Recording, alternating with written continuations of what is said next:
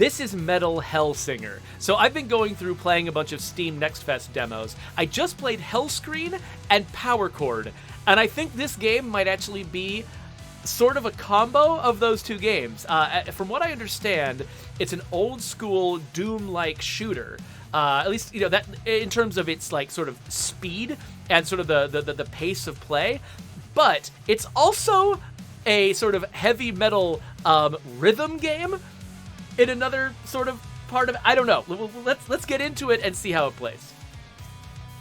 Oh, I've got an EULA. Well, let's accept the crap out of that and start the demo. Calibrate the brightness. Sure, that's fine. Whatever. Audio and visual calibration. Ooh, it's automatically configured to provide the best beat matching experience. Oh, but if using wireless headphones, it could be a problem. Let's skip calibration. Hopefully it'll be okay, just because that seems like it would be time consuming and this is a stream. So we're loading and... Don't know why I'm so happy remembering it. Her coming to get me and all, but I am.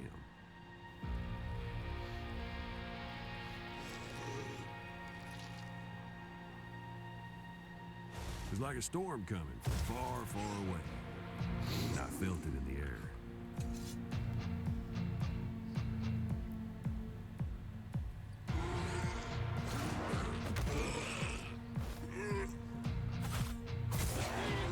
So is that me?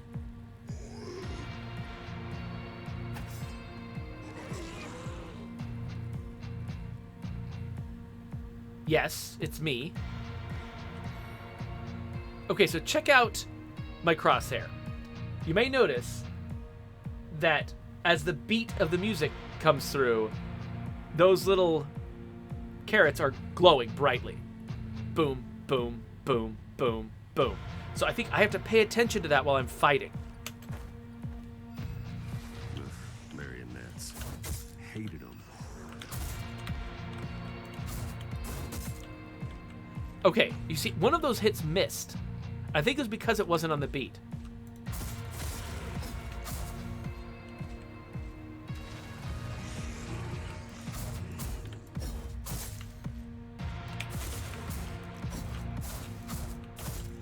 Oh, attacks do more damage on the beat.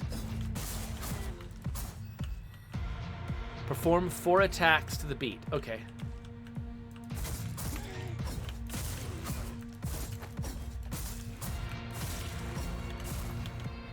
This actually feels weirdly good.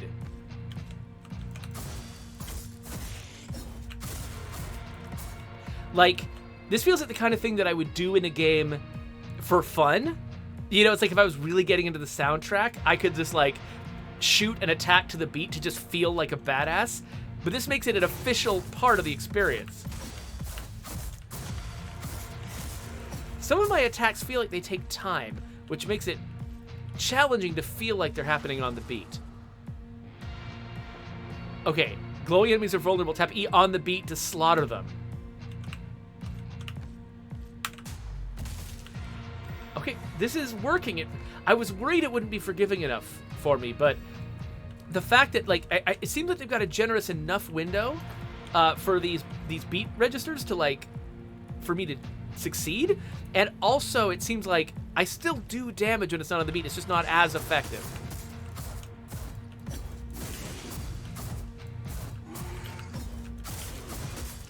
One thing I'm not sure of is I can't tell for sure which of my attacks are successfully landing on the beat and which ones aren't.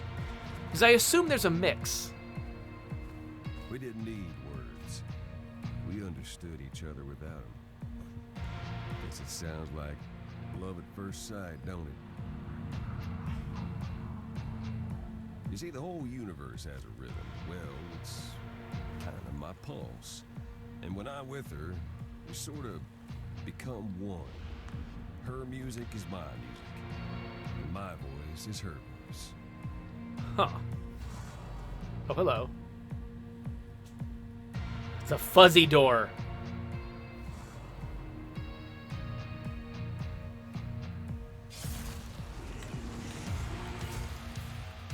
Paths can be for keeping fury up even without demons around.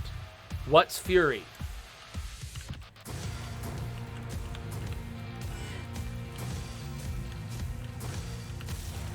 Okay, now that I'm paying attention to it, there are these good and perfect messages that are coming up that are telling me how well I'm hitting the beat. Okay, so that's my fury meter.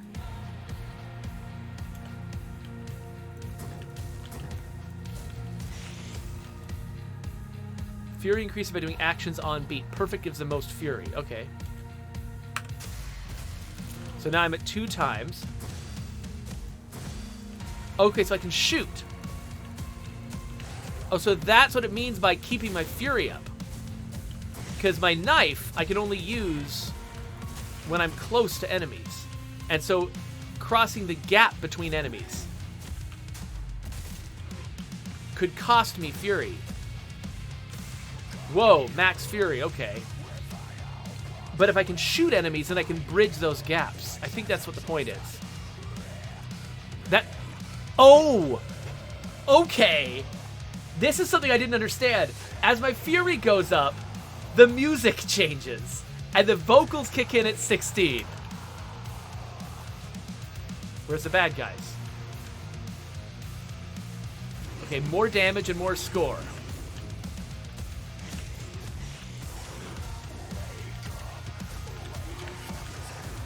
Okay, the fact that I can make the vocals come in is freaking amazing. Oh, this feels so good. 2 to go back to the sword, okay. Your weapons are shown at the bottom. Oh, cool, yeah, I can see that.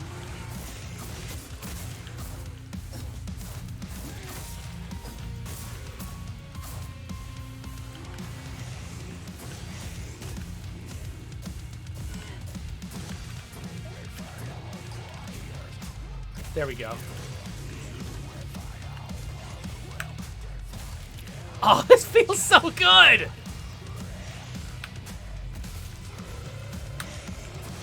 Oops. I thought that guy went vulnerable and he didn't.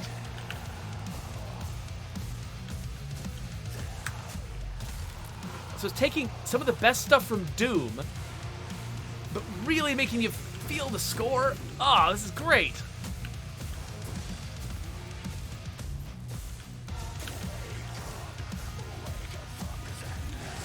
Shoot! Ah! And I can zap to whoever is marked that way. Oh, he got off the beat. But getting off the beat didn't kill me. It just was a brief inconvenience. This feels like Doom meets Thumper. That's what this feels like. Doom meets Thumper. You can find all the tutorial information in the compendium. Thank you. Poor bastards. That's destiny for you. You can't unlock an anguish gate without breaking a few monsters. There's an anguish gate. Ooh, I'm gonna get some weapons I have to reload, huh? Can I reload on the beat? Because I hope so. Okay. We'll enter hell in just a second. So I believe, and I don't know what to search for. Like, I think if we scrolled back in all of my videos, if we go hundreds of videos in the past, I think I've played another game that had this kind of mechanic, the idea that you're shooting on the beat. I feel like I've done that before. And when I did, it was weird and awkward and difficult, and I didn't like it. This succeeded. Like, so I was worried because, you know, I've got friends who founded this company, who were working on it. I was nervous when I heard the concept because I was like, I feel like I've done this before and it didn't work. And I don't know if it's possible. But playing just that much of the demo, it absolutely is. You just have to, like, yeah, you can tell that they've, you know, really put the effort into, like, feeling this out, like, finding how to make this feel right. So I'm very impressed with my friends. The Tankcast, is that the skull talking? I remember this place like it was yesterday. Yes. Wish I didn't.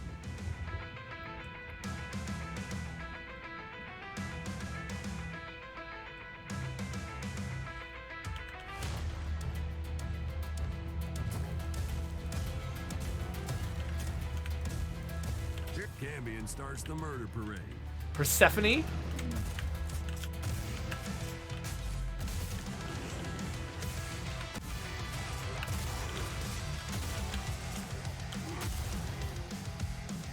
Okay. Here's what's going on with the shotgun. Yeah, it uses ammo. I have to learn how to reload. But also, it can only it fires. It's timed with the beat, but it can only fire on every other beat. So it's like boom, boom, boom, which is great.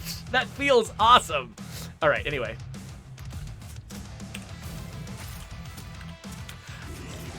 And the reload is also on the beat. Like, if you start it on the beat, each step of the reload is on the beat. Oops, missed.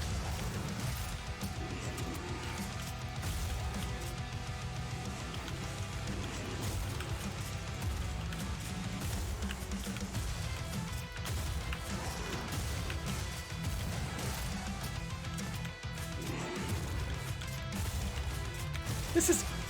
I think the reload... Does it have an odd number of actions? 5. Yes, it does!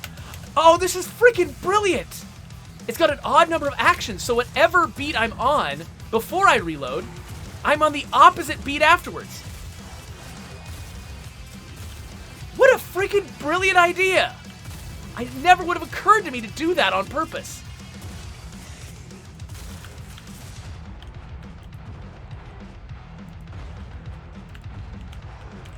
Am I hurt?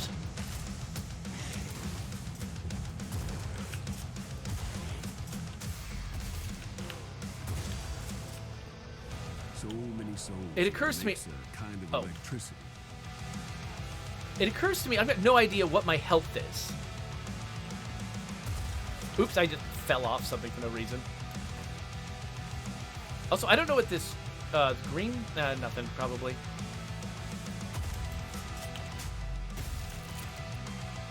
Fire the ultimate with the right click when the ultimate bar glows. Is that the gold thing?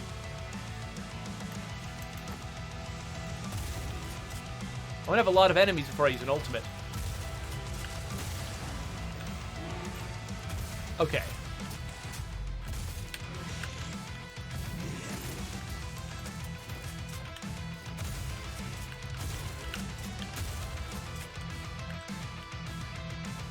You notice I'm even, like, moving my camera with the beat. Like, the beat is doing everything for me right now. Chaos crystal nearby somewhere. Oh, hello. Nightmare City.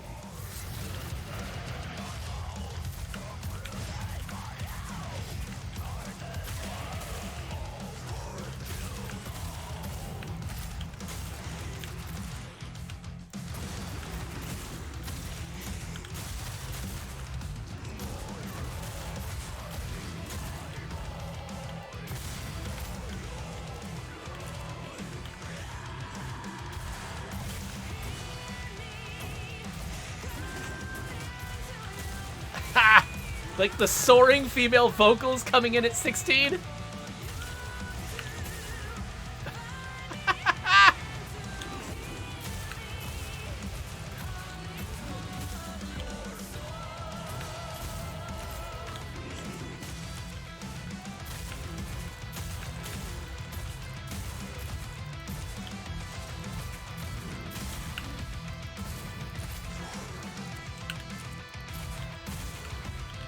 Who's left? Oh, gosh. Crap.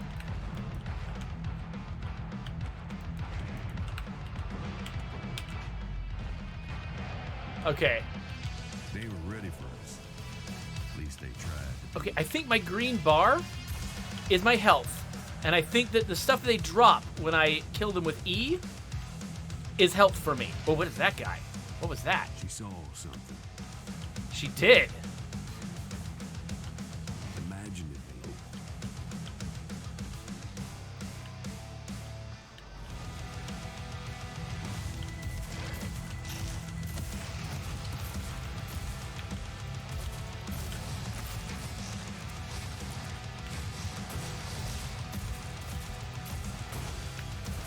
Oh, yikes.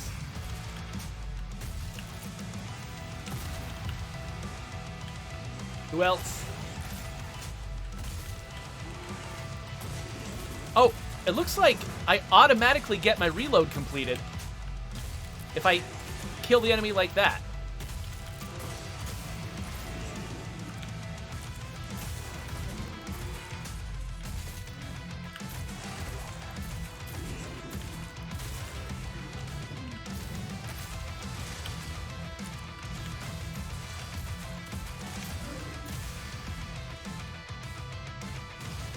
So I need to actually consciously try not to shoot the enemy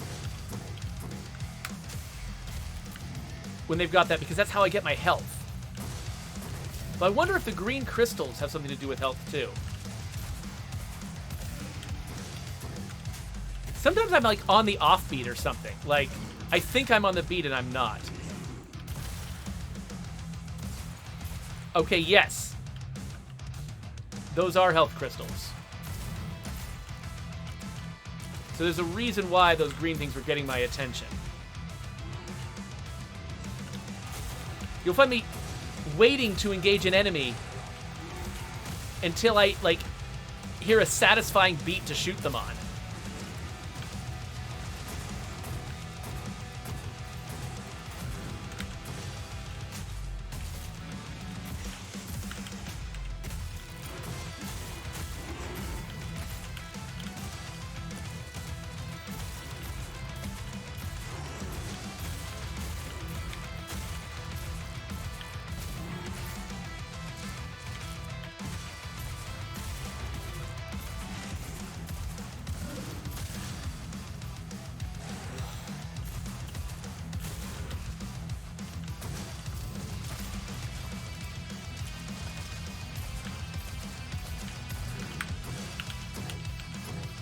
Come on. What the heck? Okay, for some reason I could not find the beat right there.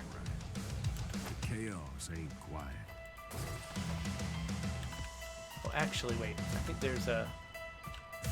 So when I hit shift, I do that. I don't know what that is. If that's a defensive move, if it's some kind of, like, rush. So let's just pop up to 16 before we go.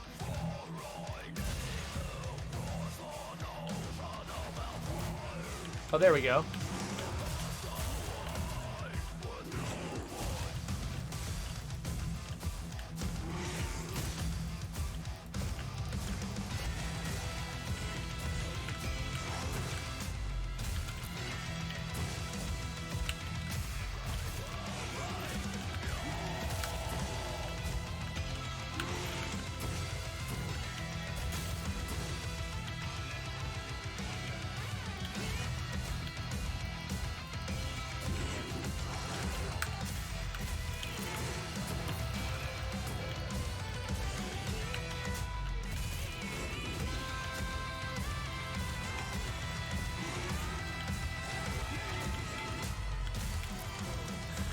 It feels so good.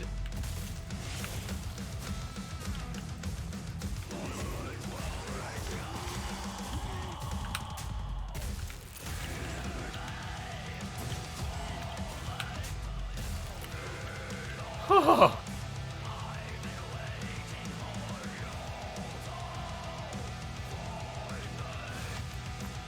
Oh, the vocals stopped when I went down from 16.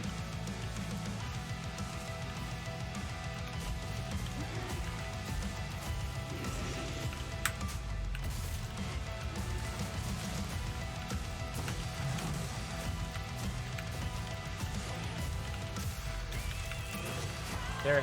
Oh, so 16 is right above 8. I had thought this was going up linearly, but no. It's doubling.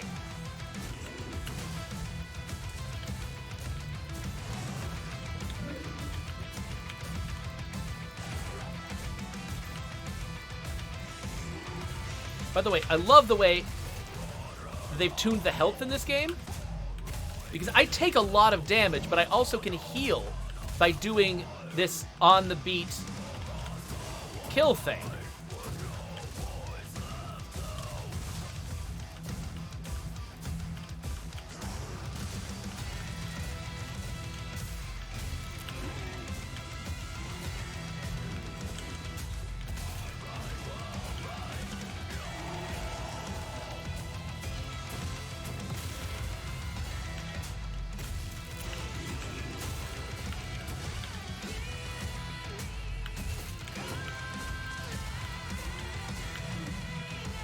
Hit streak goes up when you hit enemies on beat. Okay. How's that different from building my... whatever the thing on the top is called. Is it Fury or Rage or something? Oh, but it's reset if I miss a beat. Okay, if I'm hit. Oh, hello. This guy again, huh?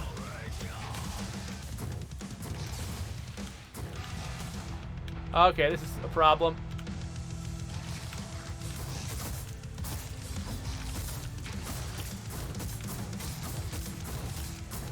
I think I'm doing a bad job of hitting the beat there.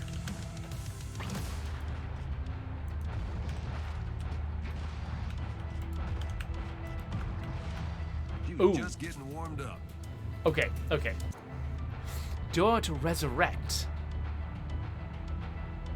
So I can take away some of my score to keep going, or I can end my session. Well, given that I want to play another demo before I'm done, I should probably end my session. But holy crap, that was great! I wasn't great at it all the time, but when it was going well for me, it's like that felt like nothing else. That was really, really cool. Whew. All right, well, I am number 94,707. That's fine, but look how many people have played this demo. You know? Like, hundreds of thousands of people are playing this demo. This game looks like it could actually do really well. That's exciting. Okay, cool. Let's go back to the main menu. Let's wrap this up. Let me catch up with the chat. Sorry, I've not been able to read the chat hardly at all because this was so intense. But, let's see here. People are just making song references and things like that, which is great. Awesome Twitch Dude asks if I play spooky games. It says the Callisto Protocol looks good. Yeah, it reminds me a lot of Dead Space. So I am thinking of playing both Callisto Protocol and the Dead Space remake because, yeah, I loved the original Dead Space. I think I played through it, like, 3 times or something like that when it was new. Now, it might be one of those games where it's like, I was really excited when it was new, but then it ingrained itself in me, and then, you know, it has to be different for me to be able to fully enjoy it a second time or a third time. But yeah, no, I really loved that game. So there's a lot of potential in that kind of experience. Let's see, what else are folks saying?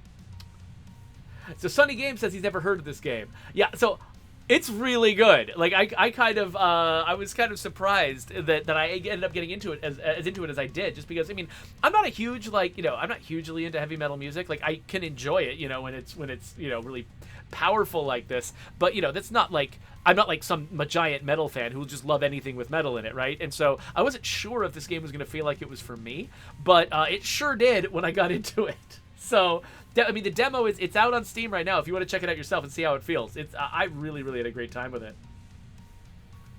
Gordon says, next on State of Decay 2, hit zombies to the beat to get bonus influence. So I'm not on the State of Decay 2 team anymore, but if I was, I would definitely not want to be that nightmare design director who, every time he plays a new game, comes to the office and is like, you know what, I just played this game. We should do what that game does. Like, no. State of Decay 2 is its own thing. It's got its own reason to be the way it is. And, no, the last thing we need to do is start dragging things in. I know you weren't serious, Gordas, but that is actually a thing that design directors do sometimes. And it's sort of a famous thing in the industry of, like, people just sort of coming and saying, you know what, my son was playing this new game. Have you heard of Minecraft? And, like, we should have some stuff like that, you know, whatever. Anyway. Twisted Logic wants to know if I'm going to be playing The Quarry. I don't know. Games that are that cinematic and story based are less the kind of thing that I am into, you know, playing for the sake of, like, you know, expanding my horizons as a systems designer. I have played like a little bit of, like, Man of Medan and, like, you know, like games that are sort of by the same, you know, in the same genre by the same folks, and I got it. I could see what was cool about it, but I also, you know, one thing, I also get really, really, like, intensely anxious about what am I saying? I get really intensely anxious about games where, like, I make a decision and it's got irrevocable consequences and I can't go back and rethink it, and it's like, you know, like, quick, make your decision now or things are going to go horribly wrong. That fills me with anxiety, and, like, it's hard for me to necessarily feel good about that. Part of it is just the implication that if I make the wrong choice, like, trying to see what would have happened if I'd gone the other way means rewinding a lot and like starting over from scratch. And like if there's huge consequences to a branching decision, it just starts feeling like my life is getting sucked away. And so like when I was a kid, I was one of those kids who, you know, when I played Choose Your Own Adventure, I'd keep my fingers in like 5 different pages trying to, you know, hold on to my old choices and see where I'm going to go and then backtrack if I didn't like the result. So I would need something like that, I think, to be able to comfortably play a game like The Quarry. I'm interested in sort of like seeing how stories like that branch and how they sort of, you know, work with player decisions and try to like combine different decisions that feel like they should feed into some third outcome or whatever. There's interesting stuff going on there. I don't know how much I can enjoy it, though, as a player. So JG Lives wants to know how interested I am in Starfield, Fallout, etc. I really like Bethesda's open world games. I have a lot of fun with them. I don't tend to play their main storylines. I tend to just run in a random direction and see what I can discover. When Fallout 4 added the ability to start, like, you know, actually constructing my own bases and things like that, like being creatively invested in the world and not just narratively invested in what I can discover exploration wise, it took it up a level for me. And so I really loved Fallout 4. Built a bunch of stuff in it, never completed the final story. And so, yeah, so Starfield, the fact that it seems like, you know, even my ship is something that I can construct, it seems potentially really, really cool. And I'm especially fascinated to see how they approached, you know, they're talking about how, you know, you can, like, there's 1,000 planets, you can land on all of them and land anywhere you want to on all of them. That heavily suggests that they've got a lot of procedural generation going on. And procedural generation, like, how to make an experience for a player that feels as good as an authored experience using procedural generation is a massive area of interest of mine. And so I'm especially interested in Starfield because I want to see how they handle it. Because I played No Man's Sky and sort of seen like sort of the upsides and downsides of that approach to procedural generation. I'm curious to see if Starfield has another approach that they take, if they have another angle on the same thing, and if there's something I can learn from it. So yeah, Zedric said all I did in Fallout 4 was make an interconnected series of themed towns. Like, right? Like, I want to use it as a Lego set, not necessarily as an RPG. So there you go. Anyway, I've caught up. There's at least one more demo I want to play before I'm done, so we should wrap this up. But, like, The Outsiders, like, congratulations on a triumph. Making a thing that I think other people have tried to make, have not been able to make it feel like this. Like this feels the way I imagined a game like this should feel. Which, you know, you can always, like, when you're tackling a new game idea, you imagine the way it should feel in your head, and then actually getting there is often incredibly difficult, sometimes impossible. And so the fact that The Outsiders managed to get there, they imagined something like this, what it should feel like to be shooting to the music, you know, and like really getting enmeshed in the music as you're playing a shooter. That's a visceral experience you can imagine. Coming up with, you know, code basically that makes that happen. It's a huge leap that they took, and they stuck it as far as I could tell. So congratulations to them. Let's wrap up this video with a subscribe button and links to other videos and stuff like that. But I'm definitely getting this when it comes out for reals, and we'll probably play it again at some point.